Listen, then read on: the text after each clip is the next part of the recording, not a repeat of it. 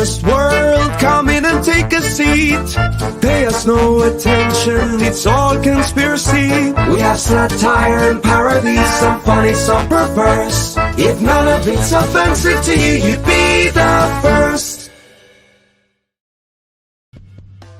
The Immortal Mask, a 1970s superhero crime noir adventure that follows a retired soldier who is given a covenant interview with a death row inmate. What he learns from the interview thrusts him into Atlanta's shadowy underworld. He'll have to utilize his military training to survive from being hunted for the information that could topple the most powerful ruling class in the city. This is not a pre-order or a crowdfunding campaign. Get your books now at Denali's.com.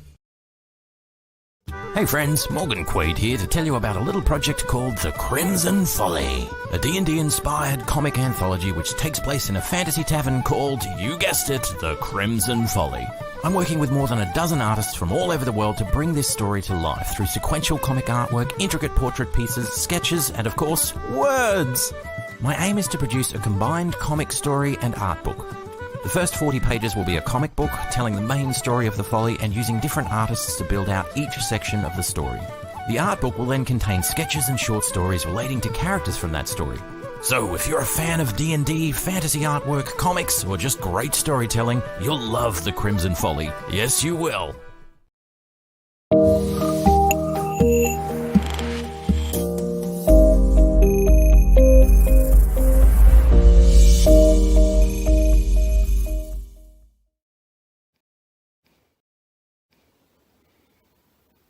Hey, yo, it's me, Pops Van Marmalade, and you're watching the Comics-Related Madness Network. Huh? So come get some. CromCon.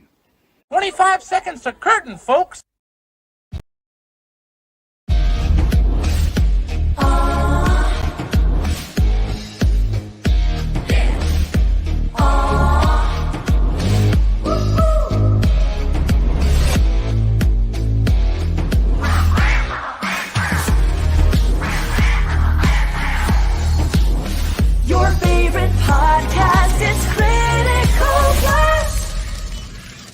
Ladies and gentlemen, Wild Wayne Brown is in the house. Hey guys, thanks for having me. Welcome, Wayne. Yeah, you got an audience waiting for you here. So, I'm not used to that. I'm used to drawing and doing art and writing stuff. So you're drawing a crowd now. So Mike Walker is here. Mike to share and say hi. Appreciate that. Nicholas Gear is here. Hey, and howdy. Felix Haas is in the house. Yeah, I can say that, right? It does look like Vox Machina. We'll get into that. American Comics Company, Hail Machat. J.R. Exner here to remind us of the only true savior, Xenu. And then y'all just talking amongst yourselves. So you guys keep that up. Me, I'm going to relax a little bit more here and make my evening just a little bit better, sip by sip. I'm turning the label around and keeping my finger over the thing because I don't want to start any controversies. But, Wayne, you sling the booze. Yeah. Have you noticed any tilt in what people order or don't order in the past week or so, say? Well, the bar I work at's more of a whiskey bar. We don't really carry certain alcohols. We have specialty craft beers and mostly a lot of scotch, bourbons, and tequilas. Actually, we have over 200 varieties of each. Oh, so wow. We're pretty much a cocktail whiskey bar. So when it comes to beers, high establishment. It's like those guys that come in to get those kind of whiskeys and know what that quality is are not the guys who care about publicity and advertisement stuff. I hear you. Well, okay, I'm a little bit of redneck in me right now. I guess I'm just drinking the beer. But I'm actually having some bourbon here, so I've never had bourbon. My alcohol experience is very limited. Oh man. I had my moment in college where whatever came out of that plastic trash can knocked me on my butt. And then I had a divorce several years ago where I learned this much over the limit of gin drunk straight from the bottle is not a good thing to do. And that's the only 2 times I've like, you know what? Yeah, let's not have that experience anymore. Let's just, be a little bit more casual about it.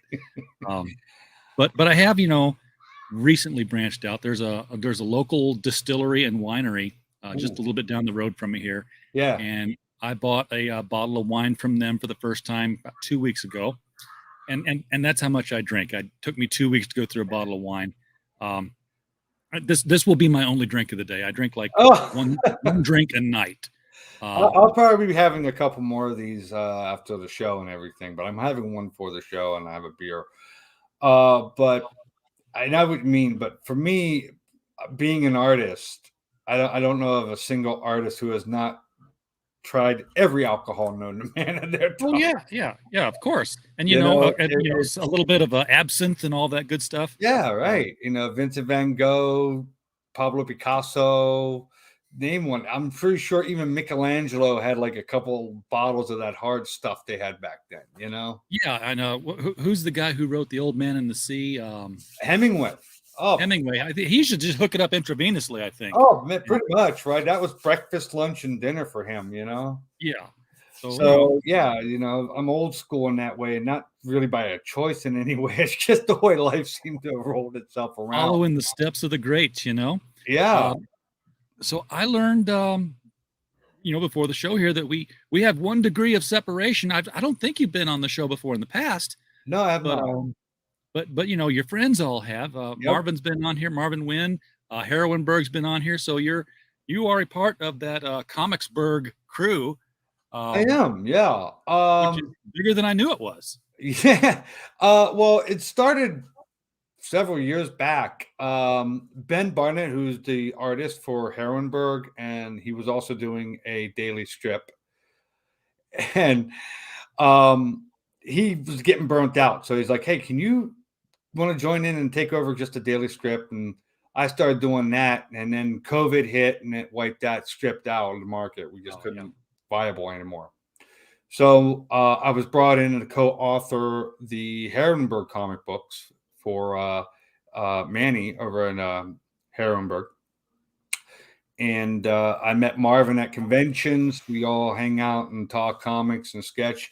In fact, they're both helping me very much in my own endeavor here, my own comic book, which I'm just now starting and have been trying to pull together for 3 years, but we'll get into that. But yeah, I know those guys very well for about 3 years now. We've been kind of working on comic books together and stuff like that and going to conventions. So I know that the Heroinberg book, he's got also the web episodes that are live action with the ladies in cosplay doing the action.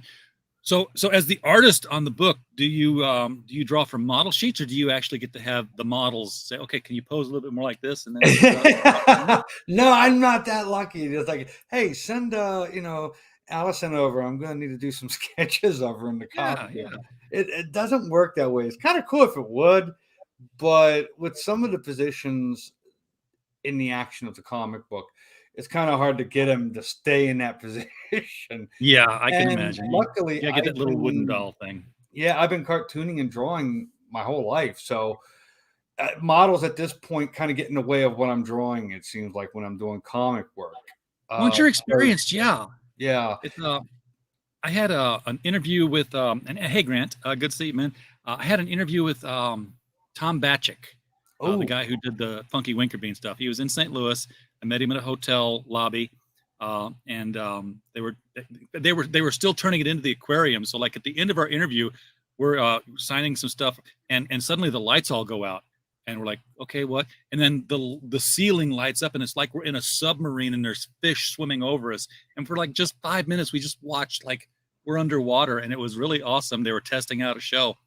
Wow! But my point was that I had 3 of the complete Funky Winkerbean volumes with me, and I just thought he'd sign them. Yeah. And he took out a Sharpie,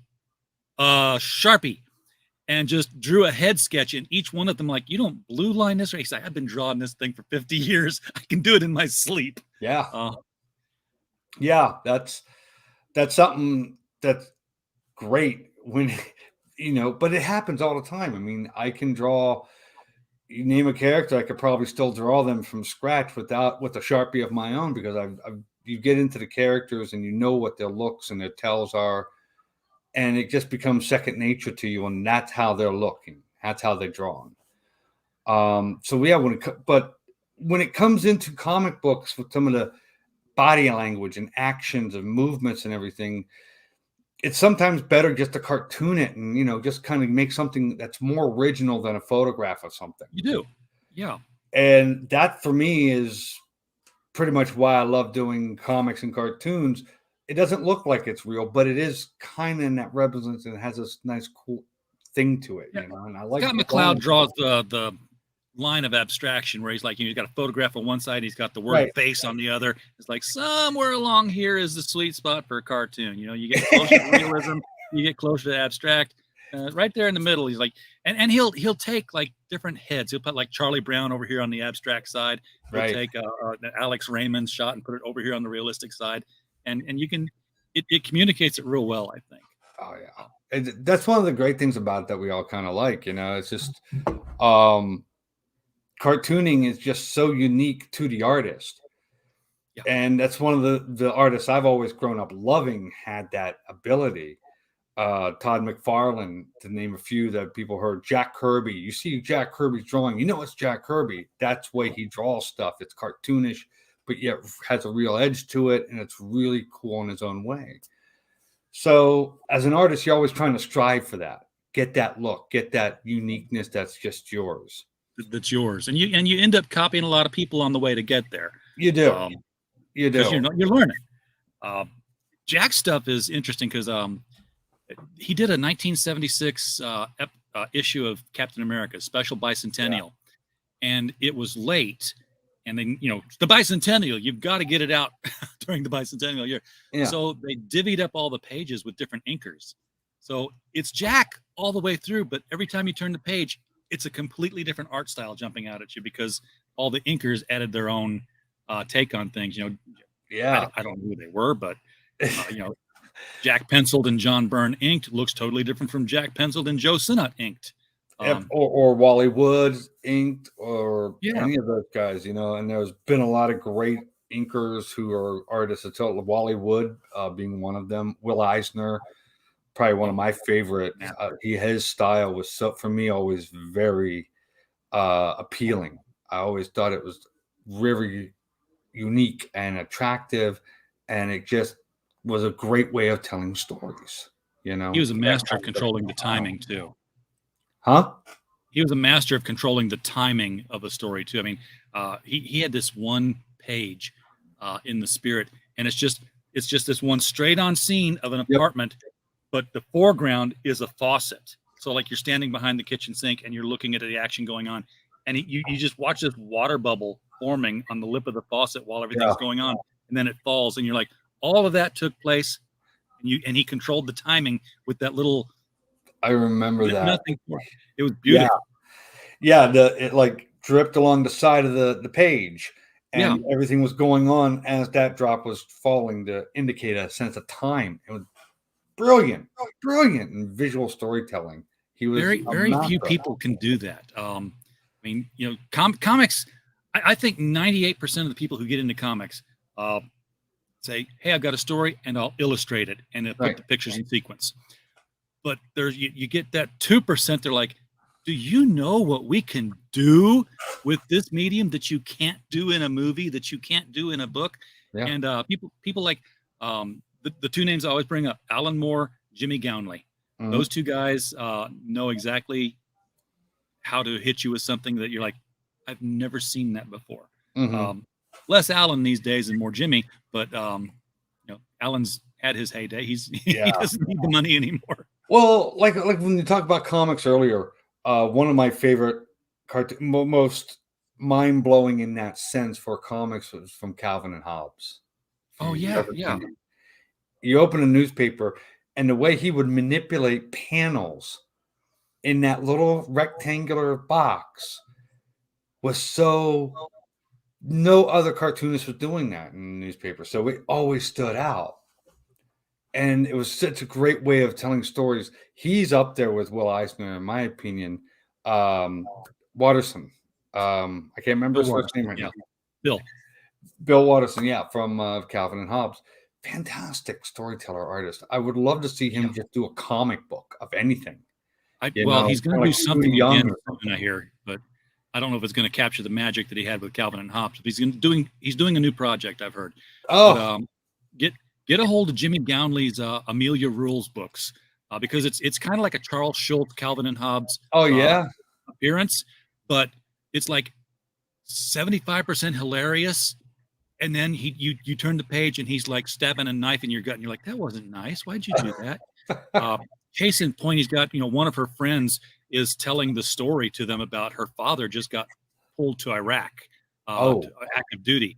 And she's like, he's going to be gone for 2 years or 18 months, whatever it is, like 18 months. And she's like, do you know how long 18 months is? And while she's telling this, you see them at the airport, you see her going up to hug her dad goodbye and all that. And she's like, it's like, I'm just going to make a number up. It's like 1,200,000 seconds. And the very last panel on the page is him walking away, and you turn the page and it's nothing but the stark white background and this little girl recessed into the far edge of it, and one tiny little thought balloon. It says 1001. And I was like, and I'm choking up thinking about it now, because she started counting the seconds the moment the door closed. That's the kind of stuff that he does with comics that you've got to read to appreciate it. I totally have to check that out. That sounded wonderful and brilliant. So you got into comics somewhere in your life, though. What was your introduction, man? I've done a lot of comic books, cartoons. None of them really got published. And early in the web, I had a comic strip called Weeping Willows back in like the early 2000s. And it was starting to go good. And then I got rear-ended by a dump truck and gave me a double concussion. And it was just like the magic was gone. It was just like it's the same thing, but that magic that I had with that comic before the accident was just gone. I never was able to reclaim it or redo anything with those characters so much. I think about it and miss them. And I don't think I've written a comic since then. So this is actually my first comic book I'm doing. All me, writing, lettering, coloring, artwork, everything. My total my Kubrick, if you would, that's the thing. A Kubrick is where you do everything, and Stanley Kubrick pretty much did that in films.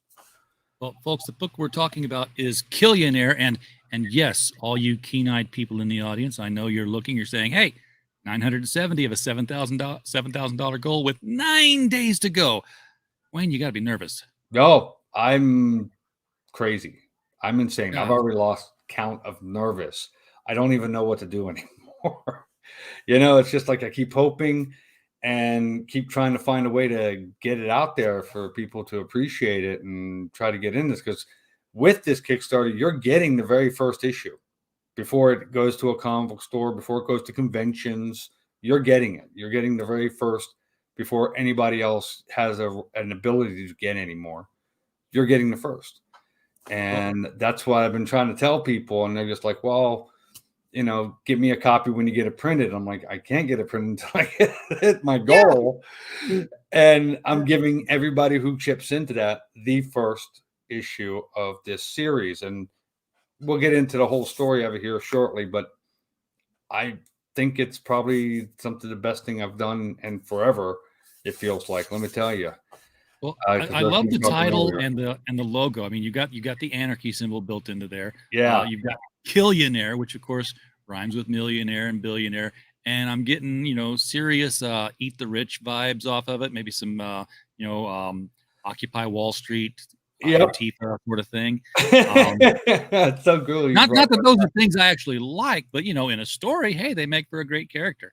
Well, that's the whole thing about this story.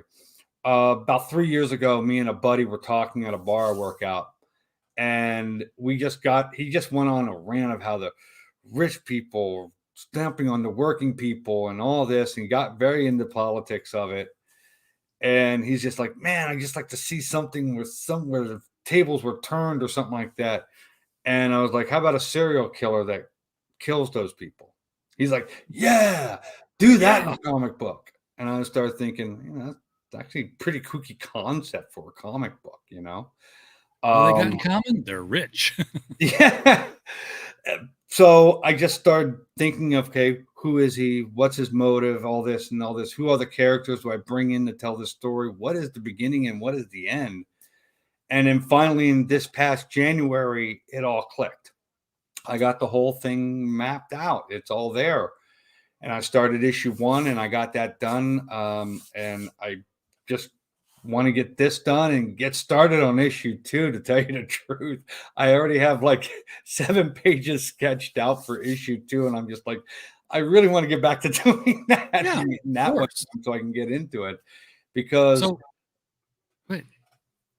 you've got to make the money to make the comic, folks. If it doesn't work here on Kickstarter, I know a place. Place where you can try out. We'll talk about a place where you can fund my comic. Oh, well, never mind. I already said it, didn't I? Well, I mean, I know I got 9 days, and I think I can. I think someone said I can still change that and extend the deadline. I don't know. I haven't tried it yet. I don't know how many days you started with. It's all new to me. I'm going just by what people are telling me at this point. Yeah, I know you can extend it on Indiegogo. You can go like 30 to 30 for a total of 60. I don't know what you can do on Kickstarter, but we'll see. And again, Fund My Comic is a new thing that's out there that people are starting to check out, get funded on. But it's. But I mean, if it doesn't get funded this time, I'm definitely making another go of it, and another go of it, and another go of it until I do.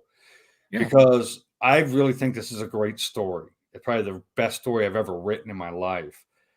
And that's why I'm doing it. I think it's cool. I love every part of it. I love the way I'm drawing it. It's something I haven't been like in a long time, couple of years.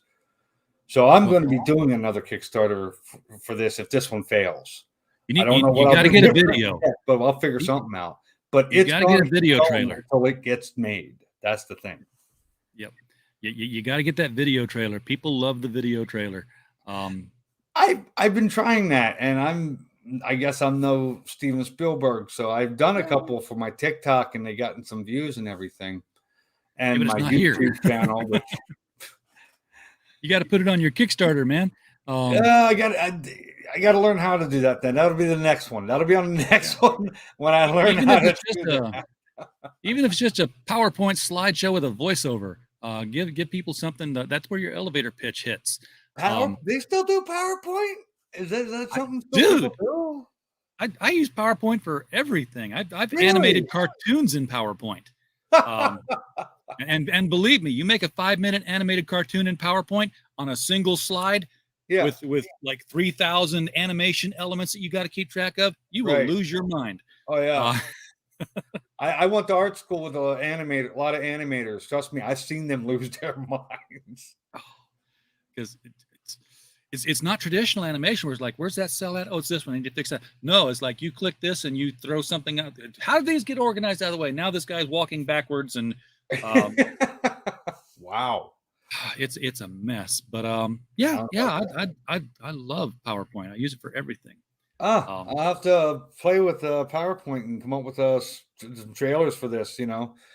I think one of the hard part I have with the trailers and what pages to show is because this is obviously my first time out doing this, so I'm going to be making mistakes and I'm going to be learning from them. Yep. But for me, this first issue, I keep wondering what pages are giveaways and what aren't. You know what I mean? What's going to give too much of the first issue story away, or what's not going to get enough? You start thinking in those terms, and it's like, I don't know if this panel does that enough. I don't know if this does it too much. So that's insanity right there. What you're talking about, like that organization, trying to go through a 20-page book that you've done and loving everything you did and going, which one's the cool one to show that's going to get people interested, and what's too cool that they're just going to get it and not want to read it anyway, or what's too little and it doesn't seem interesting. It's goes through your an art for like 30 days and you come out crazy. So speaking of what we find out and what we don't, tell us about your murderer. Will we Do we know who's doing this? Is this some kind of a Dexter that we want to get behind and root for, or is he more of a comes out at the very end and you kills the millionaire that you spend an entire issue getting to know? Yes, you will get to know him at the end of the issue. You will see him appearing in points during the issues, because it's going to be 13 issues, and I'm hoping that good enough I can make a graphic novel out of it. Yeah. But as far as first chapters go, which is issue 1, it gives a lot of building the characters, and you're going to see a couple of them. Yes, you're going to see the murderer in costume, but you're going to see him in this issue, or her in this issue, I should say, too, because I don't want to give too much away. A character. It's a masked person. You will find out at the end of the book. You will get to the end, and I hope it's more of a holy cow, really him, or her, or her. So, is it is there a rhyme and reason to, is there a method to his madness? Is it like, any millionaire will do, or you're the guy who tripled prices on insulin pills when you took over the company? There's more involved. There is a lot. He has a whole plan. When I developed Billionaire, the idea was someone who is ruthless but also clever, because one of my favorites is, we always say, Hannibal Lecter. Yeah. Hannibal Lecter was the best serial killer in film for me. He was refined and sophisticated. Exactly. He was everything: charming, sophisticated, smart, intelligent beyond belief, able to plan stuff out. This is that thing. And there is a plan. The rhyme and reasons fit into the story as it goes along. You may not know it in issue 1, issue 4, it clicks. That's the way I'm kind of developing this comic book, where you get a little bits and pieces along the way, but you're not sure what they link to. The trick is, when you're reading, to find what it's linked to, because it will tell out the story. It will give you clues and hints to put you in the right direction. But you got to be the one to follow it. So it's a bit of a twister in the mind for me. I love mysteries like that. I grew up loving them. So that's one of the reasons why I'm so tight-lipped and not 100% sure what to say at this point. Yeah, and it's you've already got me trying to put it together. Like, okay, he's killing millionaires. They're not easy to get to unless you're already on the inside. So, maybe he is a millionaire. And he's got a different reason for killing them. They just happen to be millionaires. Here's the basic opening for. Yeah, you definitely didn't give anything away with the first piece of art. This is just I thought it'd be cool, like a narrator putting in, because that's actually the first things in page 1 before the chapter of what it says there. And I thought of that, back when I was doing the first issue. I wanted to give just a hint of what you're looking at and let the rest of the characters take over the story. So it's not a lot of narration in it. So the characters are driving the story in this book and the series. And I wanted to give at least the reader an idea of what to start with, and letting their imagination kind of fit in the rest as the story goes along with these characters and their interactions. So there's going to be a lot hints towards things that are different 10 years from now. And you're going to see them and you're going to go, that's weird. Why did he do that? Because that may be what might happen in 10 years from now.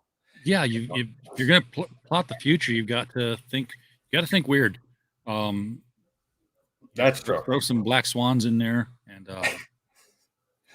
there's going to be some weird stuff in it. I just starting off slowly, because it's chapter 1, it's the first issue. Start off slowly, get you going. I hope I didn't start it too slowly, but I think there's some cool action going on in this book. Yeah. So this is page 1 here. Looks like the story title is "A Job Is Its Own Reward. Don't Ask for More." And I got to tell you, it looks like this guy's taking a leak right next to the potted plant. I like that. I kind of, for this, when I first opened this, I'm a huge film buff, so I love great movies and great directors. Wes Anderson always had this way of actors standing there with a signage for a chapter in his movies. And I always thought that was kind of cool. And this is Kyle you're going to meet in issue 1. And he's just standing around waiting, being just bored. Yeah. Which we've all had when we had to go to an office and wait for our appointments of some sort, right? So that's pretty much how it opens up. Normal, everyday occurrence of people in business and in the world. You know, you're waiting for your appointment to become before you and everything. So I wanted to keep normal in the characters, but some of the things they do that are now considered normal is wait, what? What did they just do? How did that play out? Why is that normal now? It doesn't take long for the weird to be normal. Just look at 2019 to 2023. Oh yeah, I know. I lived through it, bro. We all did. Yeah. Suddenly it's like, wait, that's a thing, isn't it? Okay. I like the Mondrian wall pattern here, the lack of pattern with the Mondrian squares rather. So this is a sort of a Hitchcockian Psycho thing. I mean, anytime that somebody pulls the curtain away and the shower is going, you're expecting to hear I. But no, he's going to get something here.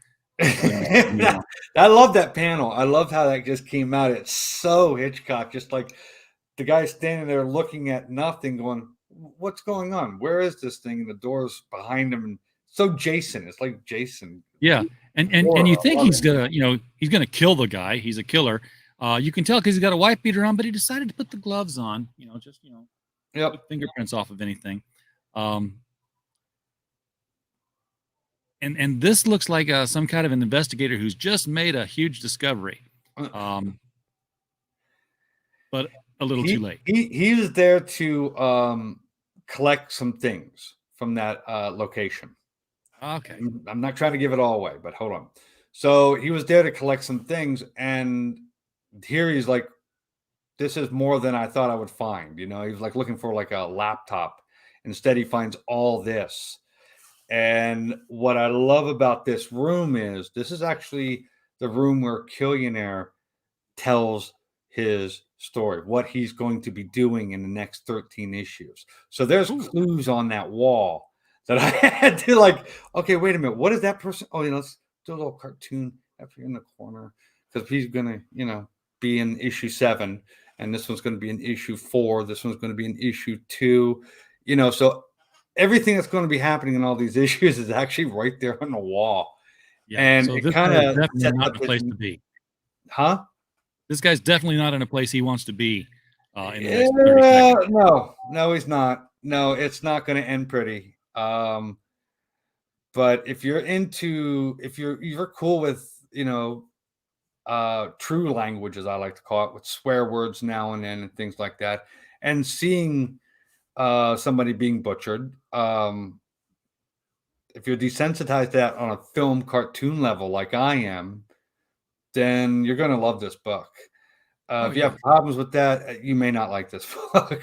Well, it's a serial killer, and for whatever reason, serial killers and vampires both have this fascination and allure built into them where otherwise rational and normal people want to know more about them. It's like, as a married man, I can tell you there has been many nights I have laid awake worried because my wife has watched some serial killer program. How the serial killer did it, what his motivations, how he started, where he finished the bodies. And like the wife's just sitting there like, huh, really? And I'm just like, well, she's taking notes, then you can worry. Or, she's watched The Burning Bed for the 3rd time that week. Gotta be careful of mental notes, man. They take mental notes. Yes, they do. But yeah, we just love the serial killer. I remember a serial killer comic way back in the early 90s that I only read one issue of and I loved it and I never found any more copies, called Twister. And I can't the bell. Yeah. I want to say he killed, people by, twisting their necks, but his pattern was he was a serial killer who only killed serial killers. Oh, the Dexter approach. Yeah, the Dexter approach, but way before Dexter. Oh, was a yeah. thing. That's awesome. I may have to look for that issue, some issues of that, if it's still out there anywhere. That's kind Yeah, and of course, Dexter just killed bad people who deserved to die. They weren't necessarily serial killers, but that was his thing. He's like, okay, who's the next serial killer on the list that the FBI is looking for? Okay, you're my target, and finds him and kills him because he can think like that. Yeah, with this story, Killionaire, though, is something I keep teeter-tottering on with my writing the story. Do I want him to be the bad guy or the people he's killing being the bad guy? Because they can be both. Yeah. And depending on where you're looking from, what your point of view is, where you're standing on that pattern in that story. It could be both, or it could be one or the other. And I kind of wanted to have him first coming out. Everybody, of course, the media and everybody's going to target him and everything for being the serial killer. But I want him to build like a Punisher kind of adorance from, fans. I hope you guys love him that way that I'm trying to make him, I hope you're getting it. Yeah, and there's a difference between a serial killer and a person who kills a lot of people. There can be a guy with a revenge list, a hit list, like taking out you and you and you and you and you. That's not the same thing as somebody who's like, you have blonde hair and look like my mother. Yeah. Or you have over $25 billion in the account, your checking accounts, and you don't do anything with it. You don't build new enterprises. You don't give to charity, whatever his reasons are from that. But if everybody has like that certain dollar level that he targets, that's his methodology. That's his serial killer, So that's all something within that triggers that pattern. It's like guys who have red shirts or guys who have blue shirts, Yeah, because there's always that thing that links them all together in either appearance or actions or personality. So he'd be looking for rich sloths. Right. Well, basically, they're just huge, super wealthy. They're money hoarders. They're money hoarders. They hoarded all the money and they keep wanting more and more and more. And they don't want to give a dime up of it. And, just like the hoarders, where you go into the house and it's full of newspapers from like past 20 years and boxes with old library books. These are the kind of people you go in their house and it's just money everywhere. Scrooge's money vault. Expensive art that really doesn't mean anything. That's expensive, and stuff like that. They live in what you want to call laps of luxury. Sounds like you're living in a museum to me. I would not approve of it, but that's me. I'd have a different style of how I like to be comfortable. But those are his targets, the ones who just exhume wealth. I am rich, the over-the-top billionaires, I guess you want to call them, the crazy ones, really. Sometimes it's like. So you've got this murder mystery going on, and we know who all the victims are, and we know who the kind of sort. We have a focal point for the killer, even if we don't know who it is until a certain point. Right. But to tell that kind of story, the eyeballs that you really want to be looking through are the investigator, the guy who's trying to catch the guy. And I'm assuming you've got one. I got you beat. I got more than one. Okay. This when I was writing this, I kept thinking, okay, who's the detective? The serial killer, crime mystery. You got to have a detective, right? We all know it. You just mentioned it. We have to have one. It's part of the story. It has to have one. So when I was developing detectives I wanted to use, I kept running into one trap. These are the ultra rich people. They're not just going to wait for the cop detective to do it. They're going to hire their own guy. Oh, yeah. They're going to hire the assassins. They're going to hire a hitman. They're going to hire the world's greatest detective if they can find him and pay him enough money. They're going to also have the police detective. So in this story, they're all there. I have a police detective. I have a great detective. I have an assassin, hitman. They're all doing the same thing, trying to find out, and they're crossing into each other during the story, which I love, because some will work together. It's like Survivor. Some will work together. Others, I don't want to work with anybody. Oh yeah, I mean, if you're the police detective and you know who the hitman is, you're like, hey, you were on the last murder. Now you're suspicious, because you got those preconceived ideas, and there's like every time I'm investigating one of these murders, you show up. And the guy says, well, you do too. So, yeah. But in like issue 2, you're going to see the detective assigned by the police force. His name is Orion Wilson. And you're going to see him. He's going to take over pretty much all issue 2 is going to have him involved because he takes over. But the character from issue 1 is going to be repeating throughout the whole series. You meet her on page 2, Karen Carter. She's an executive for Unicorp, where, she's the one that had the appointment with Kyle. And so she's going to make an appearance. And then you're going to have the private detective being introduced in like issue 3, and like issue 5, the hitman is hired because it's been several murders later and they still haven't gotten anything. And so someone is shelling out the money to hire a hitman. And of course, when you got that much money and you're that powerful in the rich and powerful aristocracy world that we kind of believe we have here in America, they can get away with it, right? That's the whole thing. It sounds like you've got everything plotted down on paper for 13 issues. I have it all plotted down all the way through 13 issues. It took me believe it or not, it only took me a couple of days. After 3 years of thinking it over, it kind of just all poured out like water. I was just like, this happens over here, and this happens here, and this happens here. So it really just came out. And I think it's one of the reasons why I'm so excited about it. 3 years of thinking about it, and then just like in 2 months, it just poured right out, and issue 1 was underway. So it's just an amazing feeling that every day, getting that work done, getting in on it. It was just so wonderful. I just love it so much.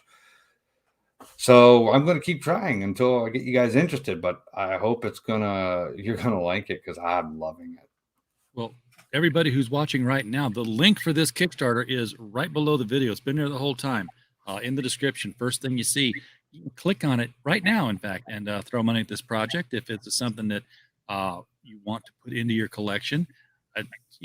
It's not your typical superhero fare. You've got a masked person. You might think he's a hero or she's a hero to your sensibilities, but it's not that kind of a universe, unless you've got the world's greatest detective also in this mix here and just happens to wear a cape.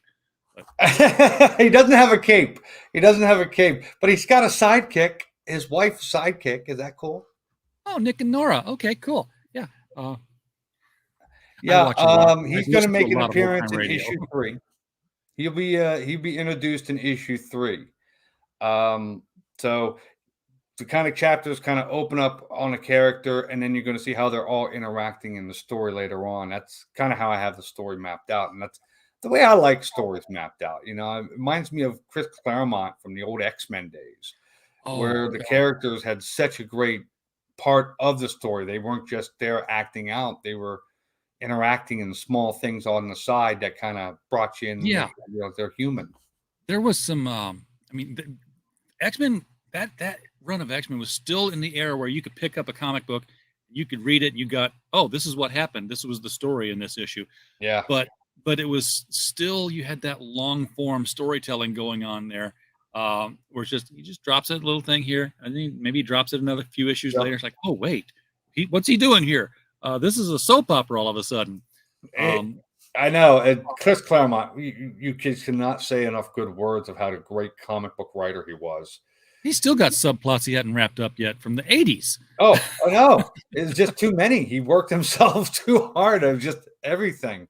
Never thought there'd be another writer on X-Men, I guess. But I don't think at the time any of us wanted one. We just wanted more Chris. But yeah, those are the influences John that Byrne. kind of taught me how to do this. That made my artwork and make the book and how a story should be told. So, Yep. You told us when you started drawing comics. When did you become a fan of comics? I was 14 years old. I found an old Batman and the Outsiders comic book in my garage. I haven't seen it years too. Still pretty good condition. I knew a buddy of mine in high school or junior high back then. Was like, hey, I knew he was in the comic book, so I was like, hey, I found this one. Is this any good? He's like, oh wow, and it was like an issue number 7 or something. And he was actually looking for. He's like, you know what? I'll give you 2 X-Men for this. And I'm like, okay. And they were Mark Severa.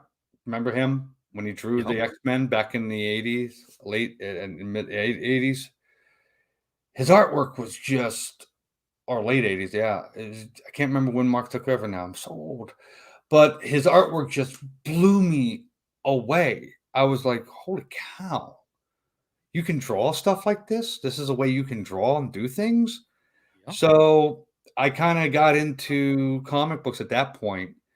And as I kept going into like checking this artist out, okay, people mentioning Jack Kirby. Who's he? Oh, I go back, I look at his stuff, and I'm like, holy cow. This is done before I was born. This is amazing, Check out some Master Boy sometime. And then you check out the Will Eisner, because you hear everybody talk about, in books referring to Will Eisner. So you go check his stuff out and you read his books and you see his artwork. And it's just like, he just did it out of nothing, just at a wooden table with brush, ink, and pencil and idea, and did it. And back his in those iPad days, was here's I and here's my pad. Yeah, back in those days, that was the way we did comics. That's where I learned the first 2 comics and cartoons. So then, of course, come the digital age, and I got to learn all this on my computer to do it, which is amazing because I can pretty much do anything I could do on my table on here, and I don't have to buy all the expensive inks and brushes and supplies now. Yeah. And but you I don't have to worry about spilling any on my drawing table over here. But you don't have to worry about spilling anything on the Bristol board and starting over. You're like, oh, we'll just undo that and we'll try it a different way. I used to have a white opaque paint. I could paint over mistakes on some Bristol boards to get rid of some of those ink mistakes or a splot here and there or something like that, and it would clear it up. The problem with that is, as it aged, you can really see that paint compared to the rest of the paper, because the paper will age, the paint won't. Yeah, exactly. So, Batman and the Outsiders, by the way, was a great series. I was there when it kicked off. When Batman quit the Justice League for probably the first time, I guess. I want to say, I think you're right. It was a dramatic exit. They were like voting on keeping him. He's like, I'll make it easy for you. I'll quit. And he's like, off on his own again. But then, all these different characters just started arcing in towards this central point, and suddenly they were all in one place at one time. And he's like, you all need trained. You're going to kill each other if you don't. It was a great series. But I think one of the things I really kind of drew me back in when I was comics was looking at Neil Adams' Batman. The artwork was so wonderful and beautiful, and the storytelling was so cool with the inks and the way it just looked. So those influences just built into me and as an artist, and I play with them too much because it's fun. It's fun to draw something in a Jack Kirby style. I mean, if you've never done it, try doing it. It's fun. Or a lot of crackle and lines in it. Yeah, with the little bumps along the edges and the little the Kirby dots everywhere. Oh man, it's so much fun. It's like playing with it's like getting your old bike and just riding it for the heck of it, kind of drawing that way sometimes. I've seen him draw. It's his style, and it's beautiful, and you can never claim it as yours because everybody already knows that's his style. So you can play with it and have fun because you're not stealing it. I'm just drawing Galactus the way I draw Galactus, but I'm using his style to look like something he would do, which nobody could do. So I'm not. Have you ever seen those kids coloring art pages where it's a blank piece of paper and you get a wet brush and you start wetting the paper and the color starts to show as the picture gets revealed. I've seen a video of Jack drawing, or no, I heard the story of how Jack would draw, and it was literally like that. There was none of this blue lining and body shaping. They said he just went to the top left corner of the paper and started drawing and worked his way down to the bottom right, and it just all kind of just was there, and he was just scratching the pencil on top of what was supposed to be there. It was very few people can do that. Yeah, you're correct. You're correct. That's like Pablo Picasso or Van Gogh. He had that talent that could just so uniquely his. Just drew it. And every artist tries to find that. And it's not easy to find, let me tell you, as an artist. I've been looking for years. I still haven't found it, I don't think. But maybe I have with this. Maybe Killionaire is it. But you try to find that style, and it's a hard thing to find sometimes, especially when you're doing somebody else's story, which is not, maybe this is my style of drawing in this way. When I'm doing other people's stories, I always have a concept that I have to adhere to. It's a superhero comic book. It's dark, it's gritty, it's more lighthearted and cartoony. So that kind of gets in the way of how you want to tell a story sometimes, because you're putting it into like a genre. And sometimes my art never really matched up with it, and it kind of upset me a lot. Even though everybody else seemed to love it, for me, it was upsetting. Yeah, well, you still want to do your own thing, and that's what this is here. That's what this is here. So the one thing I love about it is the way I'm drawing it. I have panels of city skylines. I did not use a ruler on, and it's got that little bit of a waviness line to it, but yeah. It reminds me of the old cartoons we used to watch and comics we used to draw where they did that. And that's not a bad thing sometimes, So I love that with playing with it. And the best part is I don't have a writer telling me to change it. No, that's just yourself. You got the worst boss in the world, actually. I do. And then sometimes I have the best one because I'll just draw this way like this. And I'm like, oh, that's good. That's good. We're keeping that. Yeah. But sometimes, artists are the ones who are least satisfied with what they're drawing. So, pleasing your boss is almost an impossible task at some points, I bet, where, at least I've heard artists be that way, where they're like this, like, I'd still change this or I'd do that. And I'm like, no, perfect is the enemy of done. Exactly.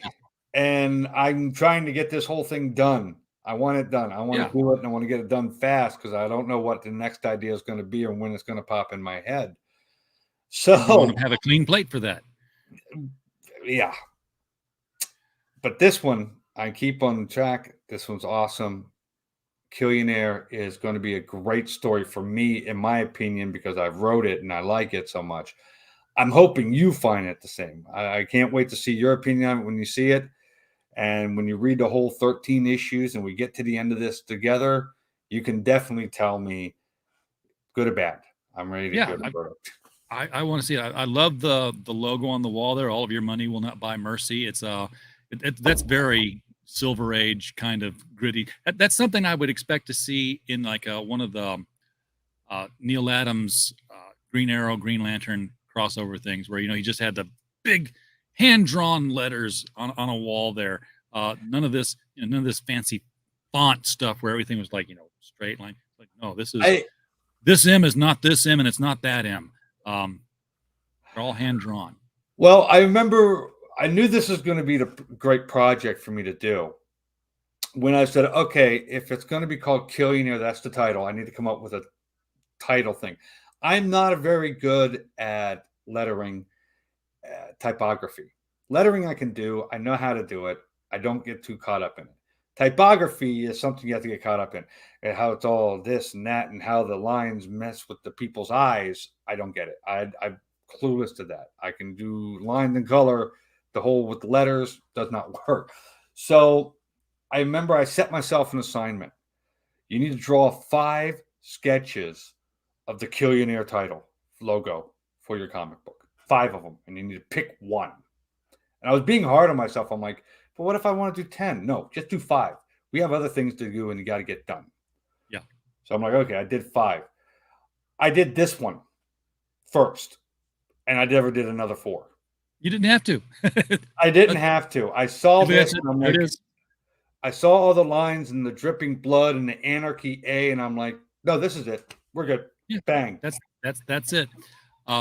Folks in the chat want to remind you, top of the hour here as we're closing things down, head over to the mic stand for Mike Walters' nightly niche news, everything that's happening in comics, manga, anime, and professional wrestling. Always, like to go raid the channel, folks, when we leave here. So 9 days from now, if you're not at $7,000, and you can't extend it, if you find out that, hey, this is then I'm going to have to.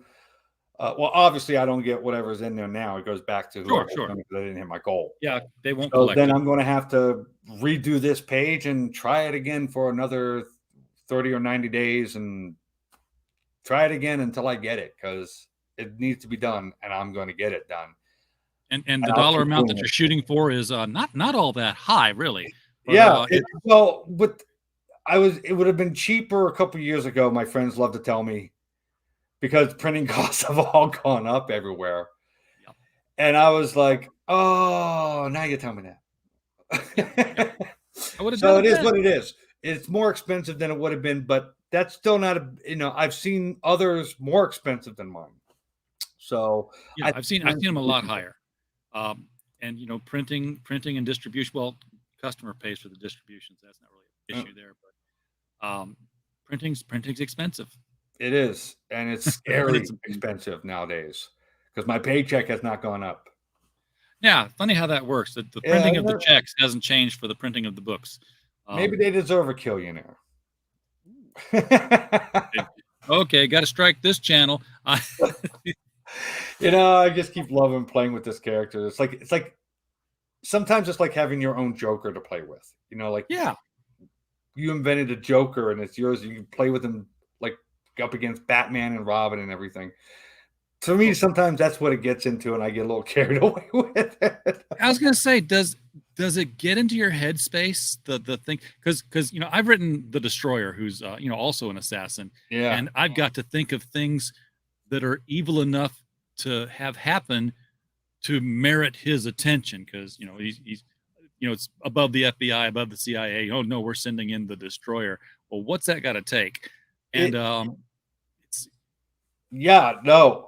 was just thinking, it gets in your head. You start thinking like, okay, he gets this guy. What's he gonna do to him? What do I want done to him? What can I show being done to him? Because I have to draw this for people to see what's being done to him. How bad do you want to go?